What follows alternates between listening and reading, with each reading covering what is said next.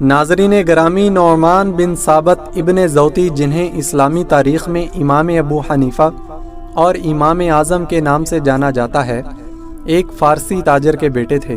آپ عراق کے شہر کوفہ میں 80 ہجری میں پیدا ہوئے۔ ان کے والد ثابت کو حضرت علی رضی اللہ تعالی عنہ سے ملاقات کا شرف حاصل ہوا، جنہوں نے اس وقت کوفہ کو اپنا دارالحکومت بنایا تھا۔ کوفہ کی بنیاد 17 ہجری میں خلیفہ ثانی حضرت عمر بن خطاب رضی اللہ تعالی عنہ نے رکھی۔ کوفہ حضرت عمر رضی اللہ تعالی عنہ کے دور خلافت میں علم کا تیسرا اہم مرکز بن گیا تھا۔ حضرت عمر رضی اللہ تعالی عنہ نے صحابہ کرام رضی اللہ عنہم کی ایک بڑی تعداد کو اس نئے شہر میں آباد کرنے کے لیے بھیجا تھا۔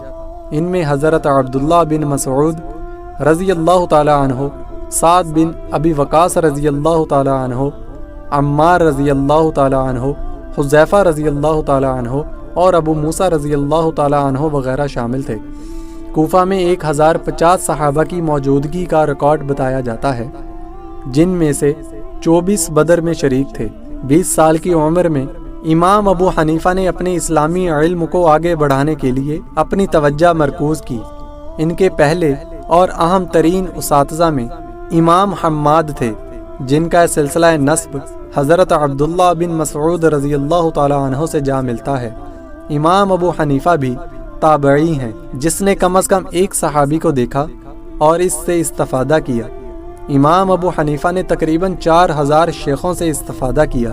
ان دنوں حج کا موسم اسلامی علم کو پھیلانے اور اخذ کرنے کا بہترین ذریعہ تھا، کیونکہ عالم اسلام کے کونے کونے سے مسلمان مکہ مکرمہ میں جمع تھے۔ امام ابو حنیفہ نے اپنی زندگی میں 50 حج کیے۔ امام ابو حنیفہ رحمۃ اللہ علیہ نے اپنے والد کے کاروبار میں شمولیت اختیار کی تھی، جس میں انہوں نے دیانت داری اور انصاف پسندی کا مظاہرہ کیا۔ ایک بار ان کے ایجنٹ نے ان کی طرف سے ریشمی کپڑے کی ایک کھیپ فروخت کی تھی، لیکن گاہکوں کو ایک معمولی خرابی بتانا بھول گیا۔ جب ابو حنیفہ کو اس بات کا علم ہوا تو وہ بہت پریشان ہوئے، کیونکہ اس کے پاس گاہکوں کو واپس کرنے کا کوئی ذریعہ نہیں تھا۔ چنانچہ انہوں نے فوراً فروخت کی ساری رقم 30,000 درہم صدقہ کرنے کا حکم دیا۔ امام کو تعلیم میں بھی گہری دلچسپی تھی۔ انہوں نے کوفہ میں ایک سکول قائم کیا، جو بعد میں علم الحیات کا ایک مشہور کالج بن گیا۔ یہاں انہوں نے اسلامی قانون اور متعلقہ موضوعات پر لیکچر دیا۔ فقہ یا اسلامی قانون کا منظم طریقے سے ان کے طلباء نے ان کی ماہر رہنمائی سے مطالعہ کیا۔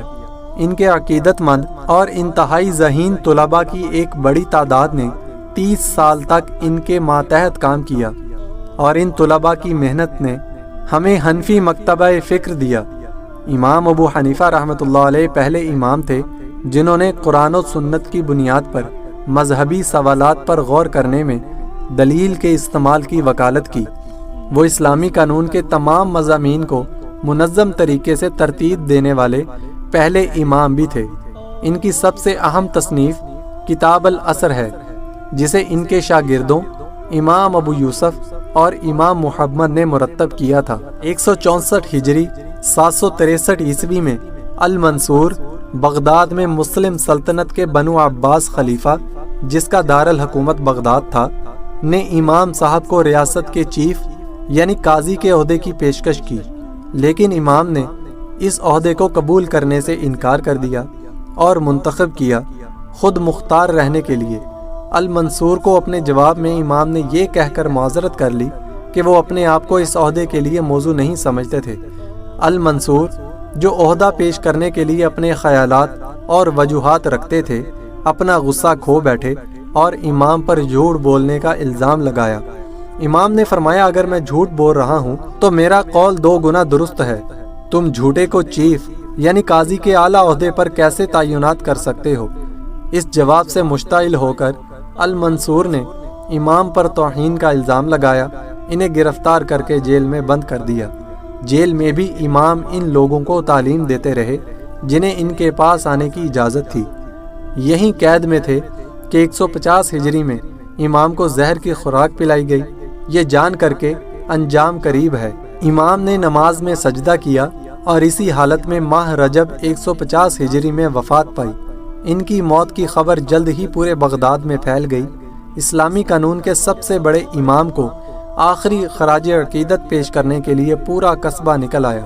پہلی نماز جنازہ میں 50,000 سے زائد افراد نے شرکت کی۔ لوگ جوک در جوگ آتے رہے اور اس سے پہلے کہ آخر کار جنازے کو تدفین کے لیے لے جایا جائے، نماز جنازہ مجموعی طور پر 6 مرتبہ ادا کی گئی۔